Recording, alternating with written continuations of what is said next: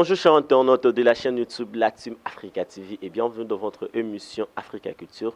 Une émission par laquelle nous recevons pour vous les artistes musiciens, les artistes rappeurs, les opérateurs culturels, afin de pouvoir parler de leur carrière et aussi savoir plus concernant leur carrière. Et aujourd'hui, nous avons aussi pour vous deux artistes musiciennes qui évoluent dans la ville-province de Kinshasa, précisément en RDC. Il s'agit de qui? Nous allons découvrir juste après cet élément.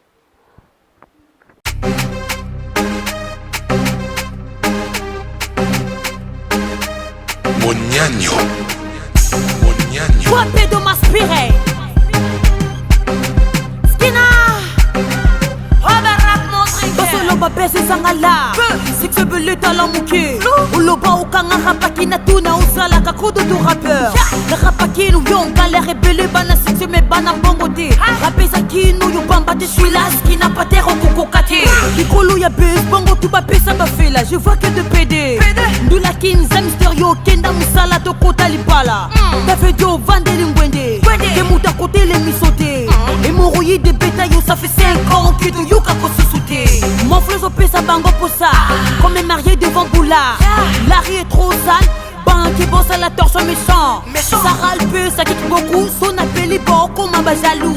J'ai changé de team, bon, on dit ma tête, je fais la marque. De B, mais à c'est saté. Aussi, moi, ça va prendre la buzz. A Foma Kama pour la buzz. A Woulou, voilà pour le buzz. Bunda, bunda pour le mérite de buzz. Aussi, moi, ça va prendre la buzz. A Foma Kama pour la buzz. A Woulou, voilà pour le buzz. Bunda, bunda pour le mérite de buzz. Yo, Sakana. Skiflou, skiflou, buzz.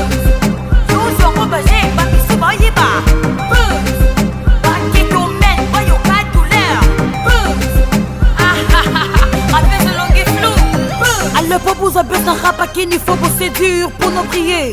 Mais le lot veut vérifier pour na buzz comme il va pédé. J'ai pas le temps de citer les noms. Buzz pour na yo tu sais combien sont morts. Et belé ba mon ayoté. Et belé ba gouda yoté. Buzz zopé ça m'a pas pour. Si tu montes il va péco kita. Osangiye zala na talent. Osouye zala intelligent. Buzz ils ont salaire à boulot. Buzz sans boulot ça zéro. Comme je vous ai annoncé au début que je récite pour vous une des artistes qui évolue dans la ville-province de Kinshasa. Vous venez bien de suivre l'extrait de son clip et vous vous demandez, il s'agit de qui? Elle s'appelle Skina. Bonjour Skina. Bonjour. Comment vous allez? Oui, ça va. D'accord. Fan veut savoir, c'est quoi ton vrai nom? Sarah. Sarah, ok. Et le blaze wane à Skina, où tu vas?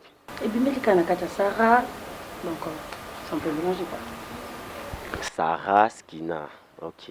Bon, les fans veulent savoir, pour Anini Kombo on est à Skina? Skina ou Tina Kombo Sarah, donc voilà. Sarah Skina, ok. Et bon, et Longiflou, rappelez ce Longiflou. Bon, Ngandi Malifou Nanga, Naza, Kitoko-te, Ninete, Naza Flou quand même, donc voilà. Ok. Et dans la musique, Star n'y a pas influencé? Tatiana Cruz.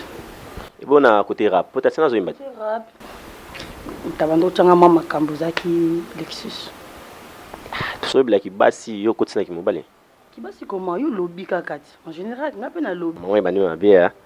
Et dans la musique, quelles sont les difficultés au côté, non? Et ça, dans nos débuts, donc, nous avons un petit naté au lobby, qui n'a côté na côté na bou.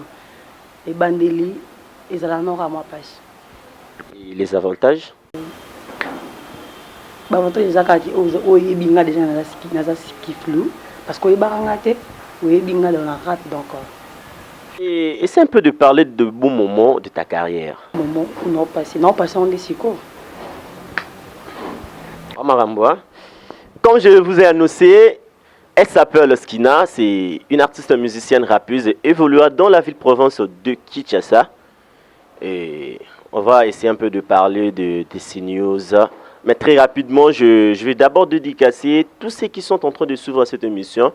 Et avant de continuer avec l'émission, s'abonner dans la chaîne et puis au continuer. Sans pourtant oublier aussi Laetitia Lopembe, Fatou Miracle, Exosia Bonjali, Manager Nasbi, Granskoyi, Artiste Imperalia, Artiste Brian, Lenvo, Be Secret, Manager Benange Kitax, Marketeur LB Aonga, Fader Meshaka. Artiste.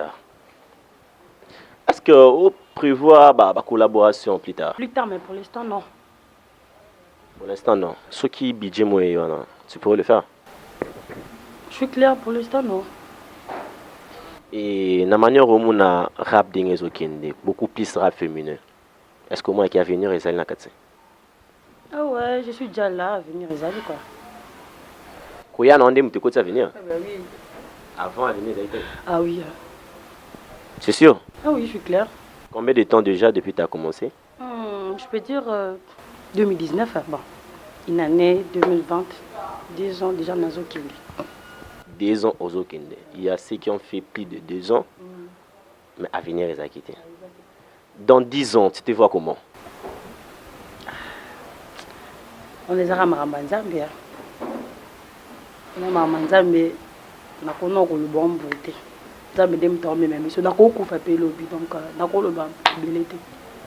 Parlons du buzz. Buzz. C'est un titre qui a été inspiré, c'est une réalité ou c'est une imagination? Mais la réalité était papa, yo quand on n'habité, yo ne bête langue pour y sanga qui est réalité, c'est la réalité pour na oyo. Bah oui, c'est la réalité. Par rapport au tomo na. Explicité non, qui a oyo tomo na katwa. Avant explicité célèbre son nom, moi kakesti, extrait carrière. Akoma kama pona buzz, bunda pour nous mériter buzz. C'est ça. Akoma kama pona buzz. Nani akoma kama pona buzz. A rapide. Pardon? A rapide. Ah, je sais pas trop hein. Et depuis la sortie officielle, il y a Buzz, Évolution Zolegandeni. Ben, par la grâce de Dieu, Marambo Kindi, malin, mais Kitoko. Et d'où vient le test Oyo Komaka? Beaucoup plus test, il y a Buzz. Mes inspirations, nayo kaka. C'est ça le Buzz. Idée sur tes activités pendant cette année, malgré Covid, il est quand même. Bah, c'était vraiment un peu difficile, malgré ça. Bah, prestation Zakinango, bah, nini, bah, showcase, bah, nini, mais. Tout le monde est que. T'as mon marana, bah, caché, Et déjà là, vous vous demandez, rappeuse, tout mon clip, studio, Pessala Makambo. Bon, je vais d'abord la laisser une place pour essayer un peu de nous faire, je ne sais pas si on a bien en freestyle, à capella, quoi que ce soit. Juste quelques minutes et puis on se retrouve juste après. Tu as bédo, nasala kopona zwampata, yibuzongo makolo fupanza, gusi fenzolo bela prada bo yibo rapetera papata punya, no busi dio na peye ba pale mgongo ndo lesanga mbongo, rapeza sana tika kondo ko, rapetika ko bina ko, yuko da fe libinga kamela kongo qui peut par la musique fak vogoro ko lela net muko na polona la tia mama na yo. OK, polona la tia mama na yo. Yeah, là vous venez d'attendre un petit freestyle de l'artiste Skina. Makambo, Yekaka Baba, Polo Ba, truc, Toroye Bakaka. Déjà là, j'essaie d'attendre, je sais pas si on a qui vient te akobane l'année pour Sangaï, si on a qui vient te donner à comprendre ma belle. Là, tu as parlé de Kondoko. Qu'est-ce que tu as dit avant de dire Kondoko? Comment ça? Na 4 wana obeli Kondoko. Et là, on est au lobby avant comme la Kondoko. Bani la partie, on a. Peut-être qu'on a qui vient te avant la question. Na lobby, loko lobby. Bani la partie, on a. Nasala kopona zwampata yibuzongo makolo fupanza gusi fenzolo bila prada bo yibo rapetera papata punya no busi dio na peye ba pale mgongo ndo lesanga mbongo rapeza sana teka kondo ko rapeza ko bina ko. OK, donc rappelle encore. Ah, je sais pas, là tu clashes, là tu oteka kondo ko. Nani azoteka kondo ko? Oh. Mais kondo ko eza papa. Nani azoteka kondo ko? Déjà là, tu sais bien, tu sais de qui tu parles. Non. Nabi rapes na ton nabi rapes na scène. Ba rapes basé belé. Et oh ami, oh c'est sûrement Kondoko Zaka mutu moko quand même. Je sais pas trop hein. T'es sûr? Ah oui. D'accord, dans tes lives, je sais pas dans tes lives, dans tes commentaires, tu as parlé de Loufou, je ne sais pas. Ezaki erreur ya to obo sanagi kombo. Loufou. Effectivement, tu as parlé de Loufou là. Papa. nakopesa mbote. Pesa mbote kasi. Apote uzunga na biso na tijana. Ok, napesi mbote pa ya Glody Mapuata, bambote belé pa na yo. Et mananga na busani ote quoi. Bambote belé pa. C'est bon. Yebisanga kasi. Ezaki erreur ya clavier nde t'as pas eu de Lufu ou comment? Mais Lufu, yo na Lufu te? Non, t'as appelé au bengi artiste mon Lufu. Oh na kin a toi na Lufu te. Yango erreur à clavier ou comment? Bah ça combo na ye hein. Comment na Lufu? Tu assumes? Mais ça combo na combo na skiflou. Skiflou. Comment on a Lufu donc nous avons le long au Baxate quoi.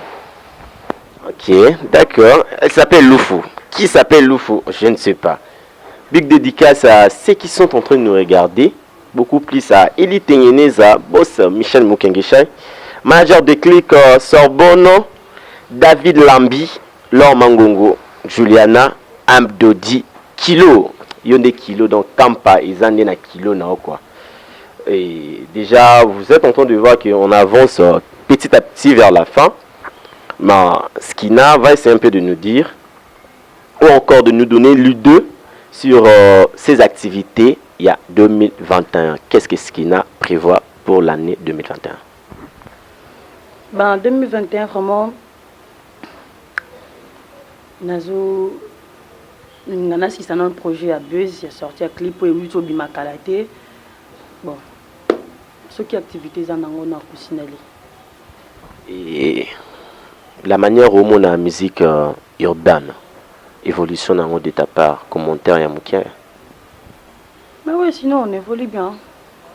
Sur les scènes internationales, Bandekuno va défendre Maman Kitoko. Parce que yo no défendre à niveau international, va au bazo défendre moi. Moussa Kitoko. Ah, Moussa Kitoko parce que tout ça a domaine mon côté. Et sur le lot bien version de ça 3 musiciennes. Nabi bien 3 musiciennes. Mon anniversaire no bayemba au bing sa banane pe ba musicienne quinoise ou encore congolaise. Tatiana Cruz et Barbara. D'accord. Et une main, le nom m'échappe. Entre là. Tina linga skonde ye. Ah. Nego. Ah. Qui ça? Nani? Claudia. Bonjour Nani. Claudia. Ah, ok. Ah, bonjour le belo mozobanga. Tina bangi. Ah.